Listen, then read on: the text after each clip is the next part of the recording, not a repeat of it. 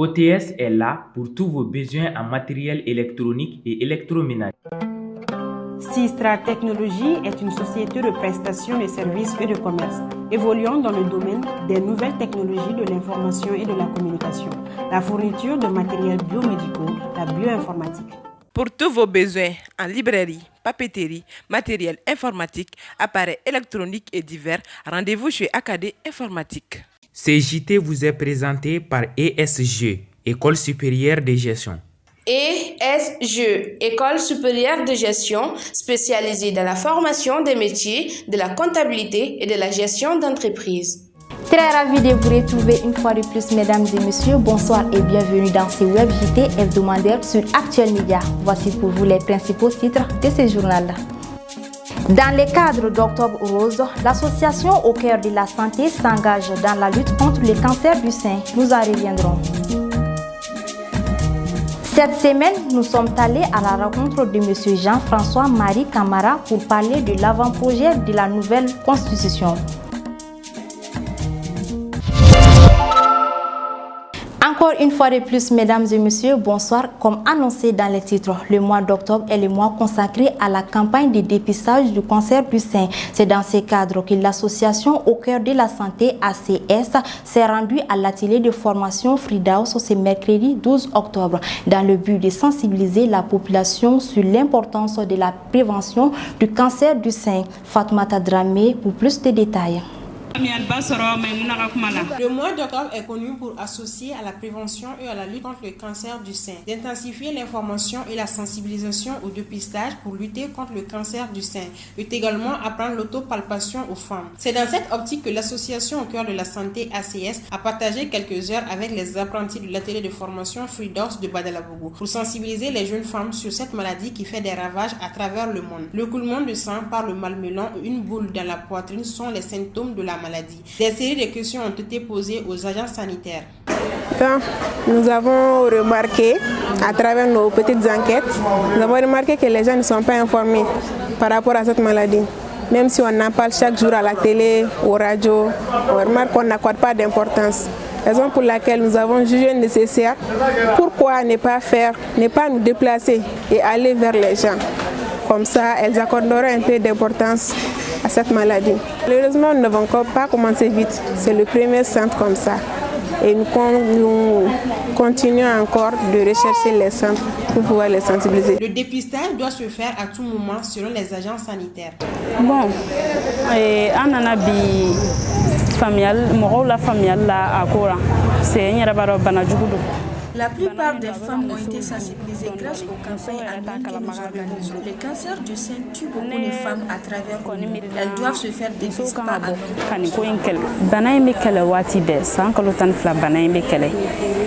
mais kumarola wati do kerenkerenu no fendo kama kusebedi.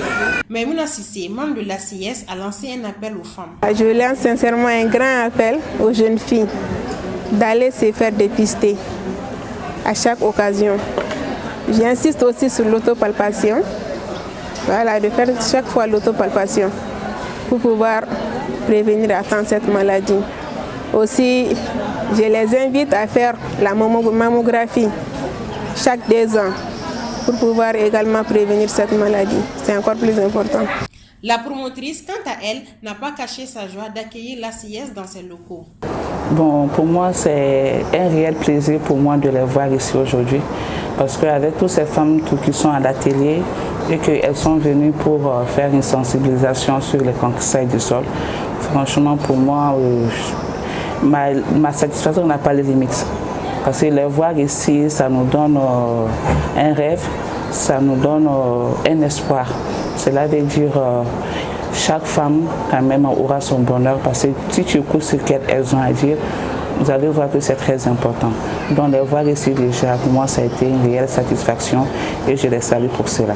Voilà. Bon, l'appel que moi j'ai à leur lancer, c'est de beaucoup prendre attention à ce qu'on leur dit.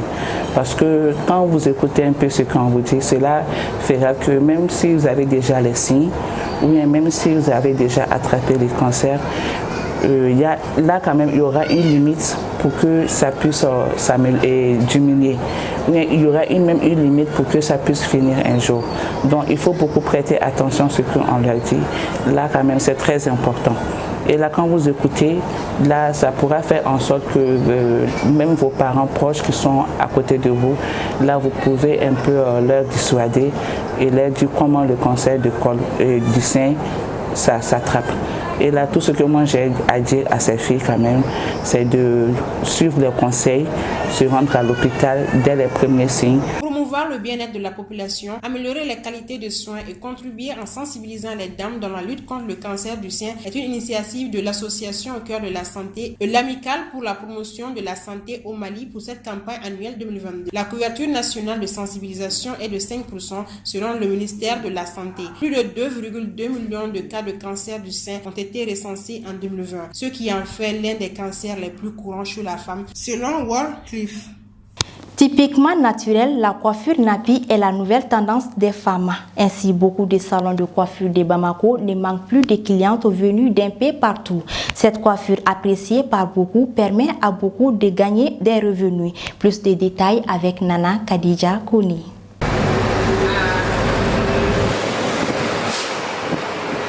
Depuis un certain temps, une nouvelle tendance se dessine dans les salons de coiffure de Bamako. C'est le retour aux cheveux naturels. De plus en plus, les jeunes filles abandonnent les défrissages des cheveux et les mèches au profit des cheveux crépus et naturels. Et oui, vous l'avez deviné, il s'agit bien des tresses appelées nappy, qui est typiquement naturelle. Elle valorise la femme africaine en gardant les cheveux naturellement. Grâce à cette coiffure, les salons de Bamako ne manquent plus de clientes. Bon, nappy fleur, ni ale ki ukuna. Abi ukusigine. La coiffure nappy est une coiffure simple, rapide et pratique. Elle pousse les cheveux et leur maintenir crépus. Souvent, je peux tresser 5 à 6 personnes par jour. Généralement, la plupart de nos nappys sont sans mèche. Rarement, on fait les nappys avec mèche. Et ces prix s'élèvent de 7 500 à 10 000 francs CFA. Alors, les prix dépendent de la quantité des cheveux.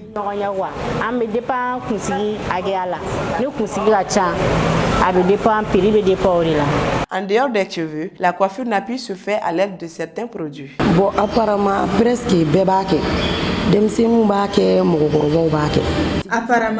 toutes les femmes le font. Que ce soit les jeunes filles, les femmes ou les enfants, il faut juste avoir les cheveux naturels crépus, car la coiffure ne se fait pas avec les cheveux frisés. La dite coiffure se fait à l'aide de certains produits pour la rendre plus jolie, comme le gel blanc, la mousse, l'acquis, etc.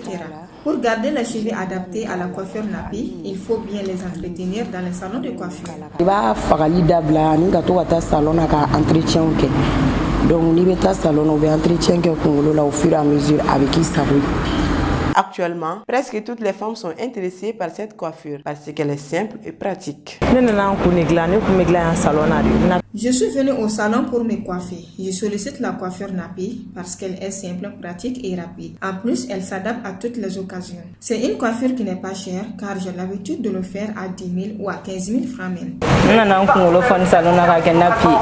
Je suis là pour faire la coiffure nappy, je la sollicite vraiment. Depuis que j'ai découvert cette coiffure, jusqu'à aujourd'hui, c'est ce que je fais tout le temps. Surtout que mes cheveux sont crépus et naturels, je le fais à 6 000 francs seulement. Dans la vie, nous faisons De nos jours, la coiffure nappy est la plus chouchoutée parmi les autres dans nos salons de coiffure. Grâce à ce modèle pourtant pas nouveau, beaucoup parviennent à tirer leurs épingles du jeu avec la joie sur le visage des clients. La foire d'exposition du Maould, organisée chaque année à l'occasion du Maould, est une occasion pour les exposants venus d'un peu partout de tisser des liens et de fortifier leurs affaires. Fatmata Sissoko a fait un tour à la foire. Regardons ensemble. La naissance du prophète Mohammed, paix et salut sur lui, ou encore Mauloud, est l'occasion pour les musulmans de commémorer cette journée en faisant des prêches, de l'aumône et d'autres activités qui peuvent les rapprocher de Dieu, tout en cherchant la signification du Mauloud. Le Mauloud, c'est pour montrer ses sentiments de joie pour la naissance du prophète Mohammed, paix et salut sur lui. Faire des bénédictions pour soi et être un bon musulman avant la mort. On ne peut pas dire tous les bienfaits du Mauloud et on doit les célébrer à cause du prophète. Et on va le faire jusqu'à ce qu'on n'arrive plus à le faire. Comme chaque année, à l'occasion du Maouloud, il y a des exposants qui viennent de partout de la sous-région pour pouvoir vendre leurs marchandises sur le grand terrain de Bangouni. On vend des articles pour femmes, il y a pour les traditionnels et pour les modernes aussi. Le Maouloud, c'est pour la naissance du prophète Mohammed. Moi, je viens d'Abidjan. Ça fait 7 ans que je viens à chaque Maouloud pour aider mon ami à vendre des médicaments et souvent même, on est pressé que le Maouloud arrive. Pour exposer à la foire, il y a certaines normes à respecter et ces exposants s'en sortent pas mal. On paie de l'argent pour avoir de la place, puisqu'ici c'est un terrain de football et ils nous appellent pour qu'on vienne s'inscrire. Le marché n'est pas comme les années précédentes. L'année passée, à cette heure se trouvaient des embouteillages à cause des clients, mais actuellement il n'y a pas beaucoup de clients. Bon, se passe bien et chacun arrive à tirer profit, que ce soit les grossistes, les détaillants, même les vendeurs d'eau en sachet. Le marché, ça va un peu, même si ça ne vaut pas les autres années, chose qui est due à la situation du pays. Et ce n'est pas au Mali seulement, c'est partout. Le Maouloud est connu pour la naissance du prophète Mohammed, paix et salut sur lui, et son baptême. À cette occasion, il y a des foires organisées afin que chacun puisse tirer son profit, tout en restant sur le droit chemin et en multipliant les bonnes actions. Le 11 octobre dernier, le projet de loi de la nouvelle constitution a été remis au président de la transition par la commission de rédaction et est rendu public ce mercredi 12 octobre. Un projet de 195 articles avec plusieurs nouveautés. Il doit passer devant le CNT en vue de remplacer la constitution actuelle datant de 1992. Abdoulaye Mega s'est entretenu avec M. Jean-François Marie Camara pour plus de détails sur la question. Pour que cette nouvelle constitution rentre en vigueur au Mali, elle doit passer par la voie référendaire, c'est-à-dire on doit demander au peuple souverain malien de se prononcer là-dessus par oui ou non, pour donner plus de légitimité à ce projet de constitution. Alors aujourd'hui, nous sommes dans une phase très cruciale de notre histoire, qu'on appelle la période transitoire. Cela veut dire tout simplement que le peuple malien se trouve entre deux choses, c'est-à-dire entre le doute et la confiance. C'est-à-dire, on est en train de voir qu'est-ce qu'il faut faire maintenant pour nous permettre d'aller vers un système démocratique pérenne pour éviter ce qu'on appelle cette forme d'instabilité politique dans notre pays. C'est pour cela que les autorités de la transition ont jugé nécessaire de mettre en place une nouvelle constitution qui va changer les différentes réalités de l'ancienne constitution, notamment le régime politique. Il va falloir aller discuter avec les populations pour leur expliquer qu'est-ce qui se trouve dans ce projet de constitution et après aller au référendum. Alors après ça, lorsque ce projet de constitution a été prouvé par les peuples maliens par la voie référendaire, le président de la République en ce moment pourra promulguer cette nouvelle constitution. Alors si on passe toutes ces étapes-là, qu'on arrive vers la promulgation de ce projet de constitution, ça va nous permettre à nous, Maliens, de tester ces nouvelles réformes constitutionnelles, surtout le point focal, ce qui est l'institution première de notre République, qui est la présidence de la République, qui a été, depuis l'avènement de la démocratie au Mali en 1992 jusqu'à nos jours, qui a été l'institution la plus décriée aujourd'hui. Donc ils ont essayé de changer, mettre en place un nouveau régime politique qui est entre le régime présidentiel américain, ou qui peut être considéré par certaines analyses comme le présidentialisme. On va pas, peut-être dans le temps, on aura le temps de discuter, de rentrer dans les détails par rapport à la distinction de ces deux formes de régime politique, le présidentiel et le régime présidentiel, qui est un régime dans lequel il y a ce qu'on appelle la séparation stricte des pouvoirs. Il y a l'absence de moyens d'action entre les pouvoirs. Cela veut dire tout simplement qu'il n'y a pas de droit de dissolution. Le président de la République ne peut pas dissoudre le Parlement comme il pouvait le faire dans l'actuelle constitution du Mali avec l'article 42. Aujourd'hui, avec la nouvelle constitution, il ne pourra plus dissoudre le Parlement. Et nous avons dans ce projet de constitution, il y a l'absence de ce qu'on appelle la motion de censure. Donc cela nous envoie un peu vers le régime présidentiel américain, même s'il y a des grandes différences, parce que dans le régime présidentiel américain, l'exécutif est monocéphale, il n'y a pas de poste de Premier ministre. Alors que dans cette nouvelle constitution, il y a le poste de Premier ministre. Aujourd'hui, il appartient aux autorités de la transition de faire des campagnes dans ce sens-là, afin de dire au peuple malien qu'est-ce qui se trouve dans ce projet de constitution de long à large. C'est-à-dire, dans cette constitution, la grande différence aussi, l'une des grandes différences est aussi que c'est une constitution qui est composée de 195 articles, contrairement à l'actuelle constitution qui est de 122 articles. Donc il va falloir expliquer aux populations maliennes sur le plan national, local et sur le plan international, de dire aux Maliens, voilà l'importance d'aller vers une nouvelle constitution. Donc c'est ça, la balle est dans le camp des auteurs de la transition. Il faut qu'ils aillent vraiment voir tout le monde, discuter, surtout la classe politique, la société civile, de les expliquer le pourquoi et le comment de cette nouvelle constitution. On ne peut pas changer le monde par un décret. Alors, il faut d'abord refonder les citoyens maliens, refonder notre système politique, c'est-à-dire que les citoyens, les autorités maliennes et les citoyens maliens acceptent de se soumettre à un ordre qui est légal. C'est la Constitution. Donc, on respecte les lois. C'est en ces prix-là que nous pourrons aller vers un État véritablement démocratique. À présent, l'actualité nationale et internationale en bref et en images avec la voix et la compilation de Aminata Y. Koulibaly. Dans l'actualité nationale, au moins 11 personnes ont été tuées jeudi 13 octobre et 53 autres blessées dans la région de Mopti quand le car qui les transportait a heurté un engin explosif. L'explosion est survenue en début d'après-midi sur la route entre Bandiagara et Gundaka. Un bilan confirmé par la mairie de Bandiagara. Dans l'actualité sous-régionale, Saleh Kebzabo, l'un des principaux opposants au Tchad, a été nommé ce mercredi Premier ministre de la Transition. Le décret de sa nomination a été lu à la télévision nationale tchadienne. Avant sa nomination ce mercredi, l'ancien candidat à la présidentielle et opposant à Idriss Déby Itno était le premier vice-président du comité d'organisation du dialogue national inclusif dont les conclusions des assises de Djamena ont décidé d'une deuxième phase de la transition d'une durée de 2 ans.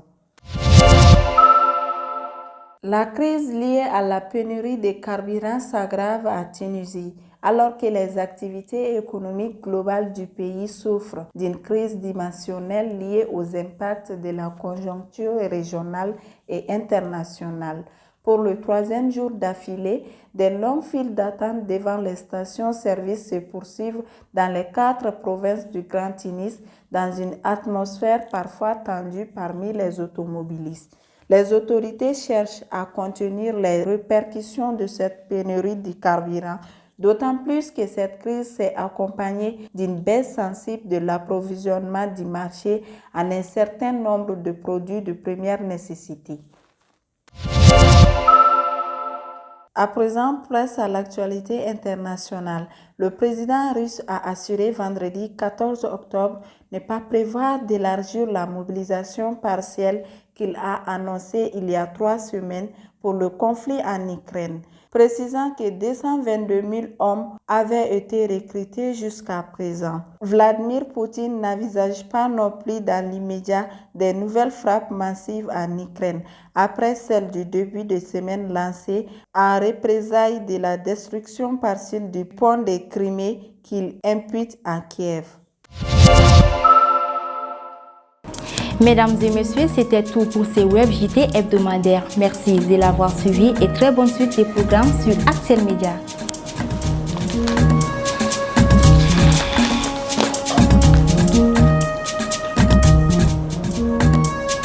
Ces JT vous a été présenté par ESG, École supérieure de gestion. ESG, École supérieure de gestion, spécialisée dans la formation des métiers de la comptabilité et de la gestion d'entreprise.